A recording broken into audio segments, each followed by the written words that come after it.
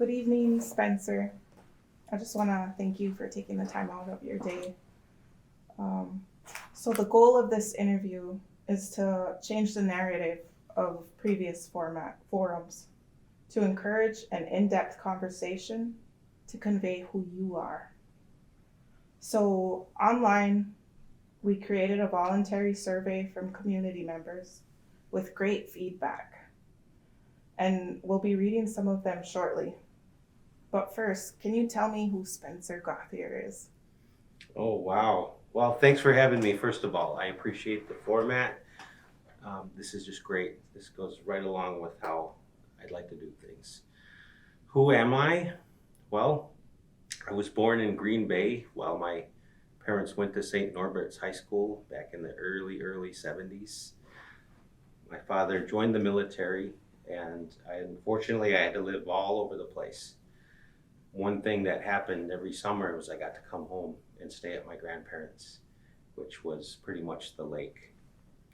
And those are my best memories. My grandparents' home is my safe place.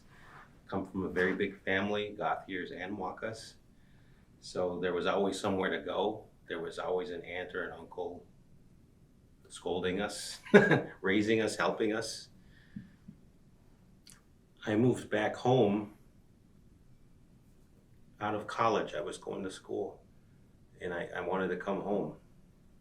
So I moved back home and I got to live here for quite a while. Eventually I moved away again. I had trouble with alcohol when I was a young man. And it was hard, and I wasn't strong enough to live here. I believe that you have to be strong to live on the res, and that goes across North America. I wasn't strong enough, and I had to move away so I went to New York. And that's where, casino gaming got me there.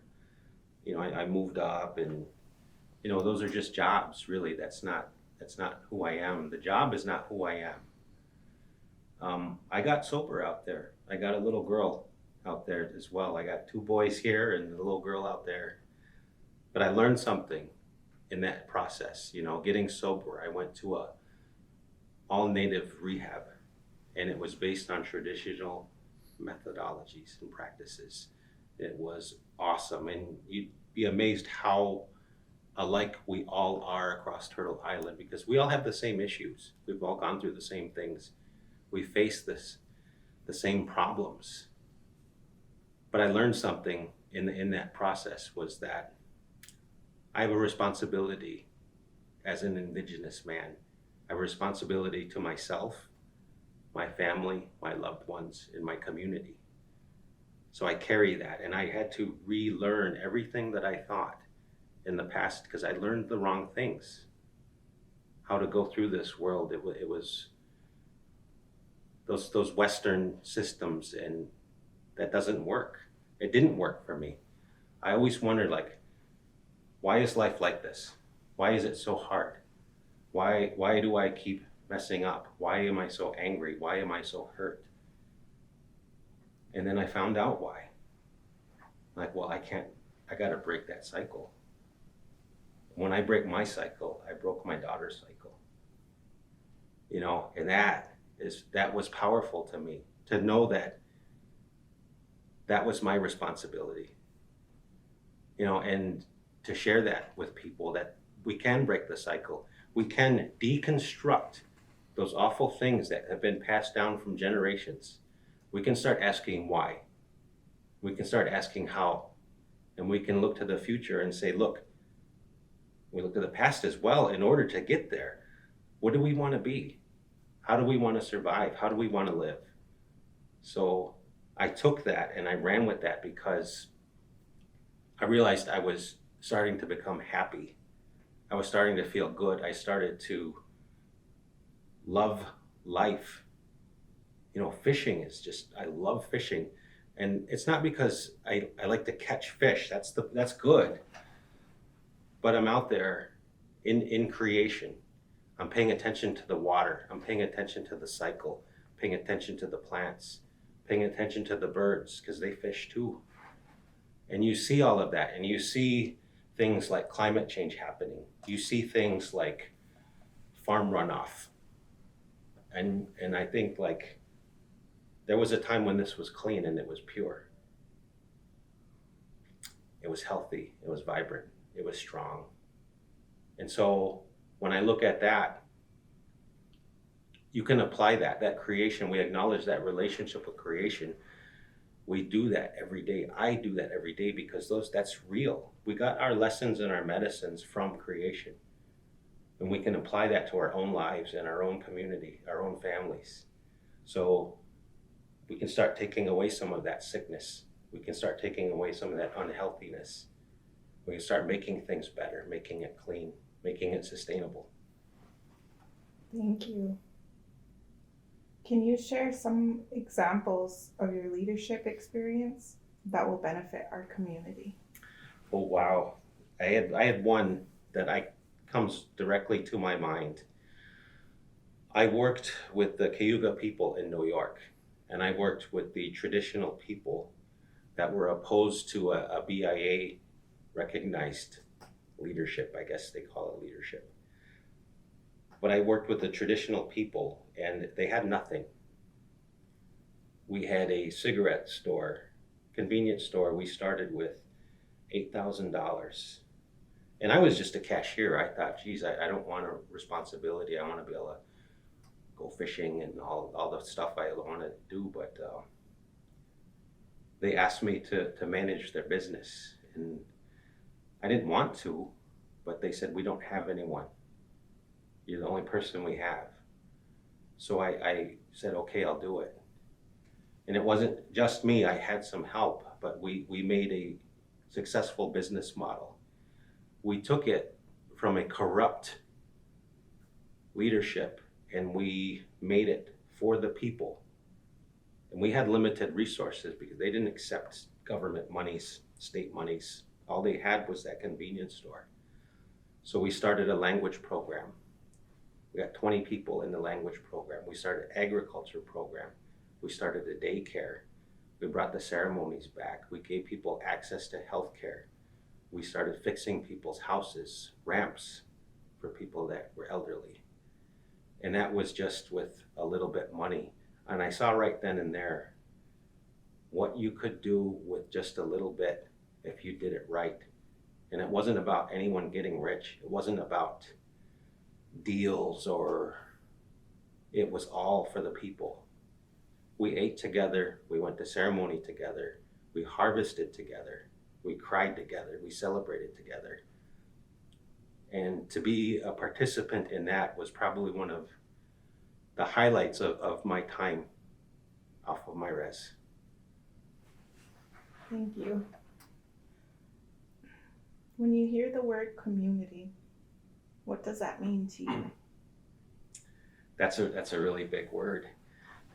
It's all of us. You know, I look beyond what's just in my neighborhood. You know, I look at the res, I look at the surrounding territories as well. You know, we have neighbors. You know, even Shawano, and think about this, I think about this. People say, oh, they live off the res. Well, this whole state, all the way up to what is that island up there in Michigan there? Okay. Yeah, Mackinac Island.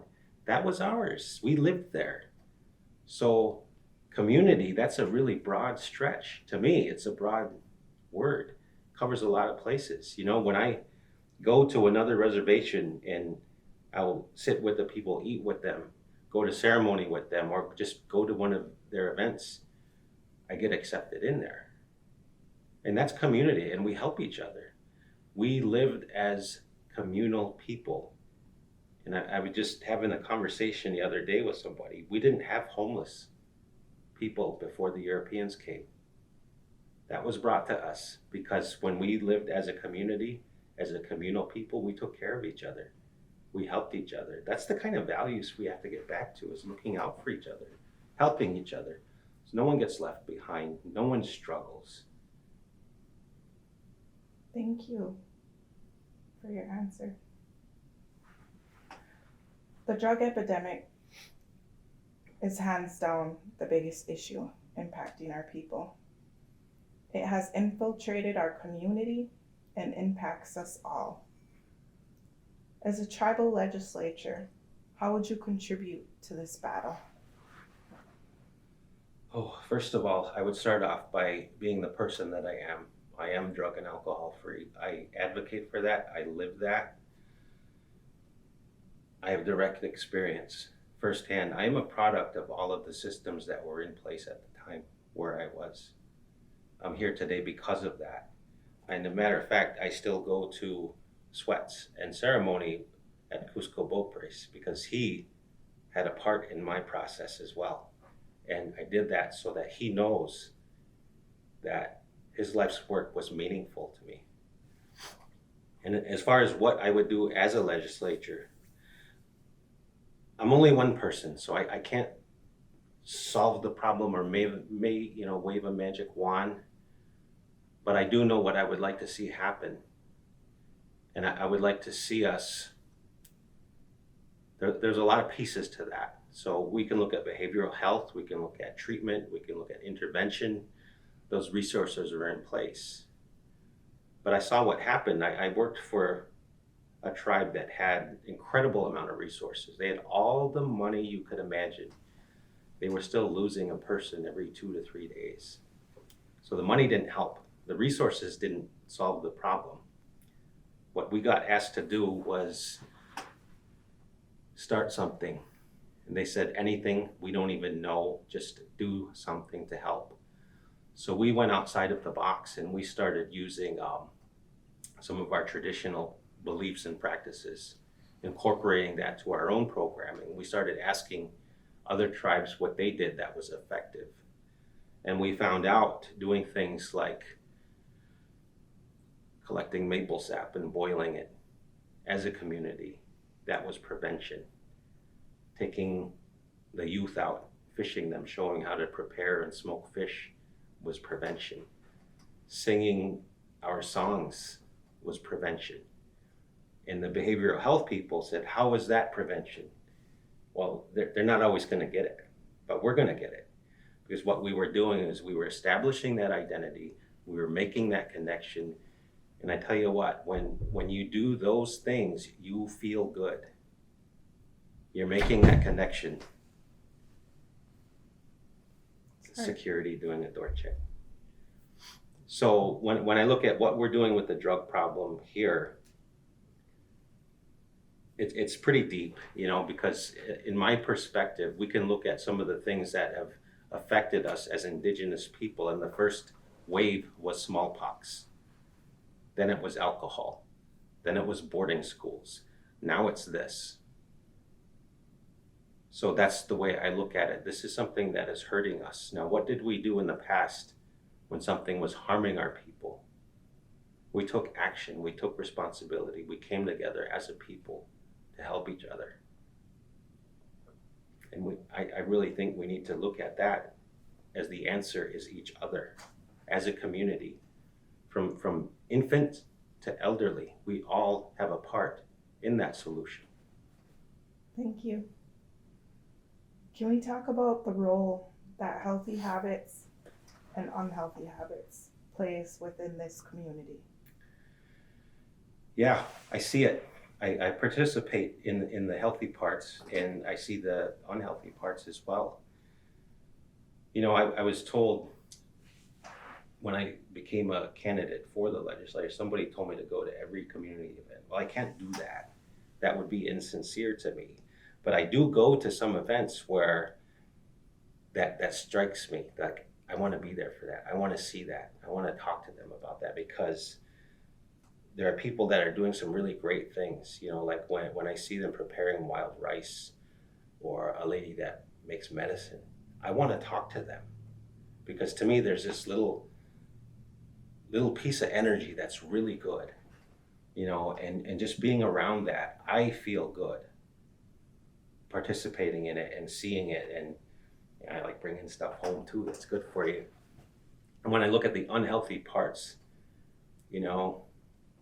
I can't blame anyone for that, but I can see it, and I have an idea, and we've normalized a lot of dysfunctional behavior.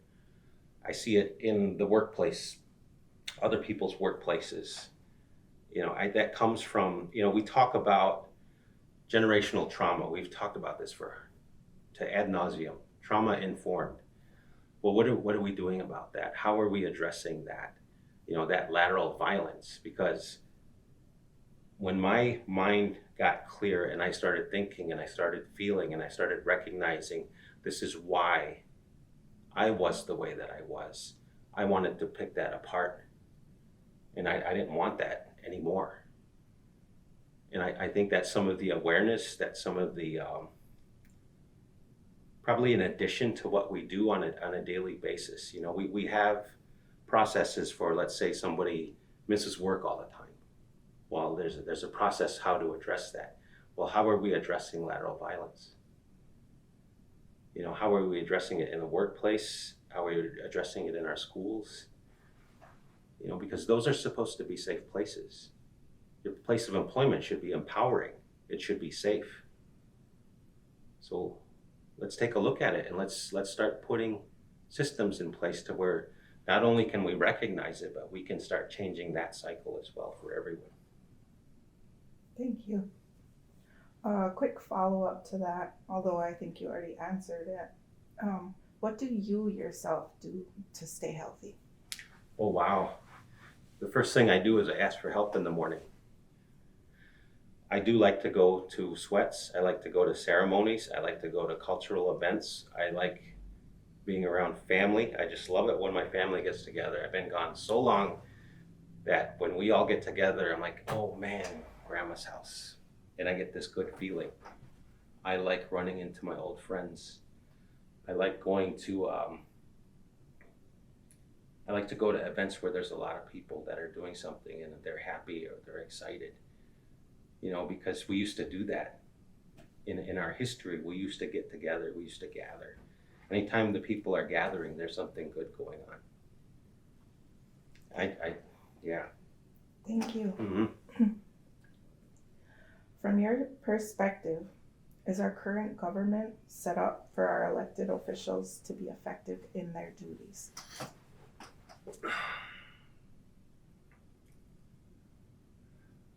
I would say it is. How effective is up to them, and it's within the limits of the Constitution as well. I realize that we have a constitutional system here, and that protects the people. There's a reason for it.